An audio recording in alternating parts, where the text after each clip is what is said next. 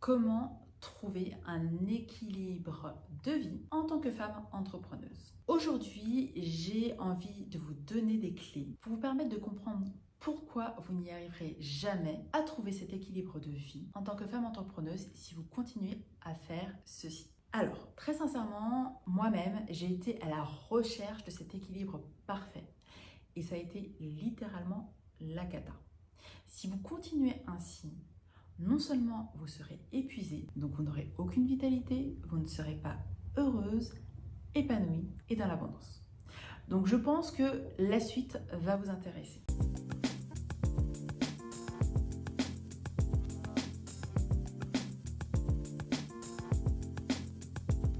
En tant que femme entrepreneuse, nous portons plusieurs casquettes. Et vous avez souvent voulu trouver cet équilibre entre la vie professionnelle et la vie personnelle. Et soyez sincères, juste pour vous dire, j'ai réussi à avoir une vie équilibrée. J'ai une vie équilibrée. Le problème avec ça, c'est que vous êtes à la recherche de l'atteinte d'un objectif qui est un pur mythe. Donc vous cherchez à atteindre une illusion. Et oui, je sais, ça peut faire mal. Donc, le but de cette vidéo, c'est vraiment de vous permettre d'être beaucoup plus sereine par rapport à votre vie. Si on pense ne serait-ce qu'à nos générations passées, d'accord? Où était l'équilibre? Je pense sincèrement que la recherche de cet équilibre entre la vie professionnelle et la vie personnelle, c'est un mythe, une illusion des temps modernes.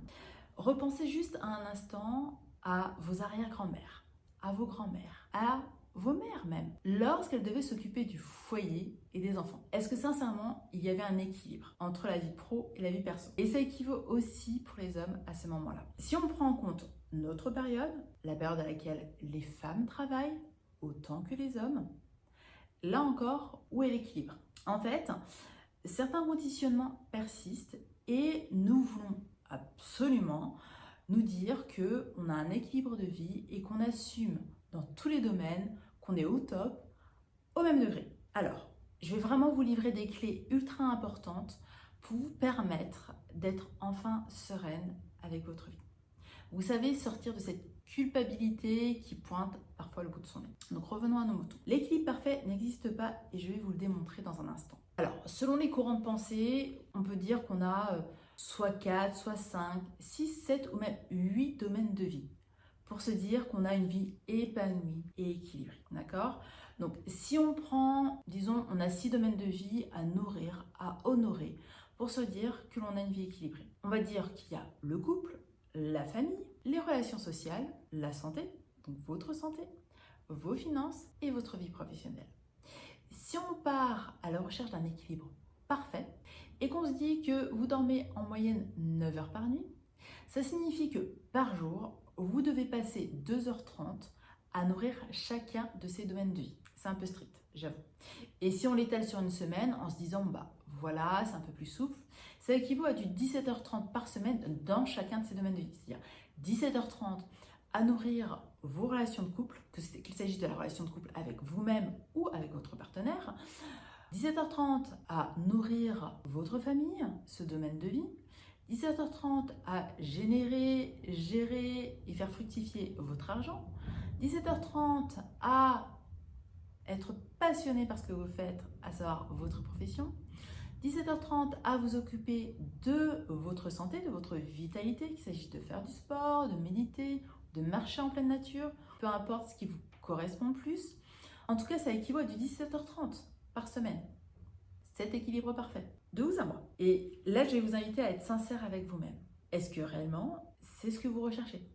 Est-ce que pour vous, ça correspond à votre vie idéale? Juste prenez quelques instants. Personnellement, ce n'est pas le cas. Et le jour où j'ai conscientisé ça, ça m'a permis de lâcher un poids. Parce que si vous êtes réellement à la recherche de cet équilibre parfait, donc celui que je viens de décrire, comment ne pas vous sentir coupable dans notre société moderne? Pourquoi vous vous infligez ça, sincèrement? Après, l'origine du problème est à mon sens plus dans notre conditionnement en tant que femme. Je m'explique. Qu'il s'agisse du conditionnement éducatif, donc celui qui nous a été transmis par nos parents, nos grands-parents, nos arrière-grands-parents, bref, ces schémas reproductifs que l'on a décidé d'assimiler. Qu'il s'agisse du conditionnement sociétal, et là j'entends à la fois du conditionnement qui est implicitement imposé aux femmes par la société, et également celui que l'on fait nôtre à travers notre environnement social, à savoir nos relations sociales. Qu'il s'agisse du conditionnement culturel, qui dépend largement de nos origines, ça se joue en réalité dans notre recherche d'équilibre, entre guillemets, parfait, entre notre vie professionnelle et notre vie personnelle. Aujourd'hui encore, dans certaines sociétés et dans certaines cultures, le rôle de la femme, la place de la femme est encore discuté. Et sans vouloir faire polémique, très sincèrement, encore récemment en France, le droit de disposer de son corps avait été rediscuté. Donc c'est récent. Et quand je vous dis récent, c'est historiquement parlant. Si on doit se référer à, ne serait-ce que quand est-ce que les femmes ont eu le droit de vote, ça date de 1944, donc moins d'un siècle au moment où je tourne cette vidéo. D'accord? Donc ça fait moins d'un siècle qu'en tant que femmes, nous avons le droit de nous exprimer et de décider pour quel parti politique nous avons envie de voter. Au-delà du parti politique, c'est le simple droit de s'exprimer en tant que femme qui est au cœur de cette législation. Si on part du principe de travailler librement, ça date seulement de 1966, c'est-à-dire que, en tant que femme, nous avons eu le droit de travailler sans le consentement de notre cher et tendre époux à partir de 1966. Donc c'est encore plus récent. Pour moi, les générations passées, effectivement, se sont battues pour que l'on ait des droits en tant que femme aujourd'hui. Le hic, c'est qu'il reste encore dans nos schémas de pensée ce côté combatif, ce côté défensif pour obtenir ce que l'on a envie d'avoir et pour garder ce que l'on a déjà obtenu. Et pour certaines, consciemment ou pas, même pour moi, on va dire que l'on a une chance inouïe de travailler, de gagner l'argent. À mon sens, et je vous invite à faire le shift, ce n'est pas une chance, c'est un droit que l'on a, un droit de naissance que l'on a en tant qu'être humain. Et si vous voulez vraiment considérer ça comme une chance, je vous invite plutôt à vous dire que cette chance, vous voulez être créée. Donc résultat de cette merveilleuse évolution, et je remercie nos aïeux, c'est que finalement, les femmes se sont aussi calquées sur un modèle de réussite qu'elles ont observé et qui, pour le coup, était masculin. Donc, en tant que femme, il y a eu le développement d'une énergie beaucoup plus yang, d'un leadership beaucoup plus yang, qui fait que finalement, on a ce côté encore combatif. C'est ce que je vous disais il y a un instant. Donc dans ce contexte, est-ce qu'à votre avis, c'est facile de ne pas ressentir de culpabilité en se disant « mais finalement, j'ai peut-être pas envie de travailler autant aujourd'hui » ou finalement, j'ai envie de consacrer tout mon temps à mon travail et en même temps, j'ai aussi envie d'avoir une famille, mais peut-être pas lui accorder autant de temps que ça, pareil pour le couple. Donc, comme je vous l'ai dit, le but de cette vidéo, c'est de vous permettre de vous sentir beaucoup plus sereine, beaucoup plus épanouie dans votre vie, beaucoup plus heureuse. Donc, je vais vous inviter à lâcher ce mythe de l'équilibre parfait et d'entrer plutôt dans le monde de la balance. Alors, pas le signe astrologique, je dirais plutôt le monde de la conciliation de vos propres intérêts. Je vais m'expliquer. Là où ça peut être challengeant pour vous, c'est que je vais vous inviter à sortir de vos conditionnements, où là vous allez être dans une zone légère d'inconfort,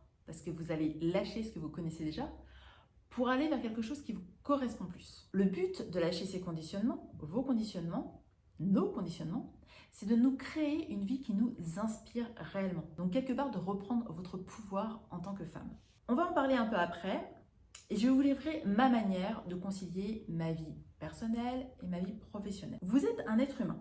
Jusque-là, on est d'accord. Nous sommes faits de chair, de sang, et de manière physique quantique, surtout de vide. Enfin bref, ce que je veux dire par là, c'est que vous êtes unique, que vous avez un système de valeurs qui vous est propre et qui structure votre vie. Même si on a tendance à croire qu'on a un système de valeurs qui est similaire à celui de nos parents, c'est très rare. Parce qu'en réalité, ce que vous allez aimer va être différent de ce que vos parents vont aimer, de ce que vos amis vont aimer.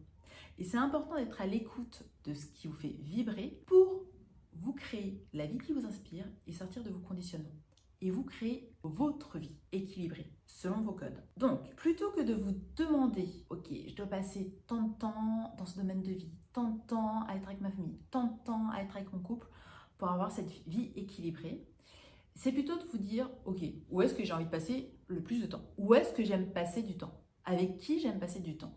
De quel sujet je parle ou je ne vois pas le temps passer? Ce sont des questions différentes. Et là où c'est important, c'est si vous connaissez déjà vos valeurs. Parce que si vous connaissez déjà vos valeurs, vous allez pouvoir prendre du recul sur la vie que vous avez actuellement pour vous créer une vie plus équilibrée. Si ce n'est pas le cas, juste posez-vous la question, qu'est-ce qui est important pour moi aujourd'hui? Et listez tranquillement ce qui vous vient à l'esprit.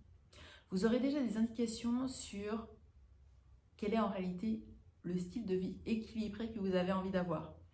Pas celui qui vous a été dicté par vos parents, par la société, juste celui qui vous correspond réellement. Et ça peut être drastiquement différent, ce qui peut parfois faire peur et ce qui va vous demander du courage. Par contre, je vous invite réellement à le faire pour ne pas avoir de regrets. Alors, je vais vous livrer les 3 étapes qu'on a vues tout de même en filigrane aujourd'hui. Donc, la première, c'est réellement de sortir de ce mythe de l'équilibre parfait. Vous l'avez compris, il n'existe pas du tout.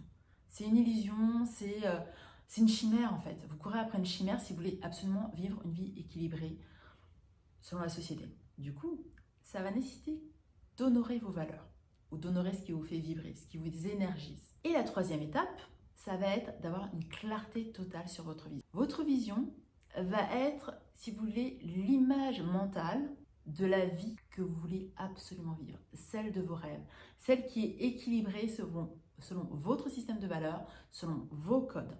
Et en fait, c'est un cercle vertueux.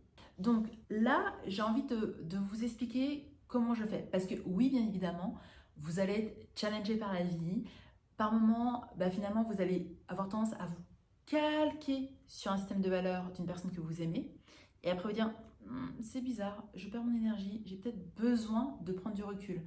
Est-ce que la vie que je vis, elle est équilibrée comme je le désire? Concrètement, ce que je fais, c'est que plusieurs fois par an, je reprends mon système de valeurs, je reprends ma vision et je me réinterroge d'une part sur la priorité que j'ai donnée à mes valeurs, sur la vision que j'ai envie de vivre et sur la vie que j'ai actuellement.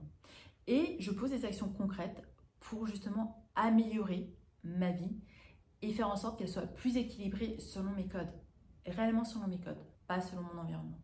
Ce que je vais vous inviter à faire, c'est vraiment à prendre le temps de faire ces différents exercices. Et si vous êtes une femme entrepreneuse et que vous voulez absolument vous designer la vie de vos rêves et prendre votre place en tant que femme, je vais vous inviter à télécharger le guide qui révèle votre leadership au féminin.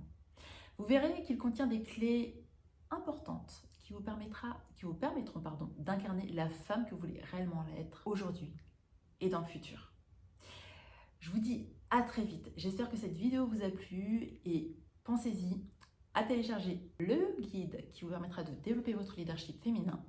Et également à me dire en commentaire, d'une part, si la vidéo vous a plu, si vous voulez que je vous fasse une vidéo prochainement sur comment honorer vos valeurs, comment les identifier, bien évidemment, et puis d'autres vidéos thématiques qui vous plairont.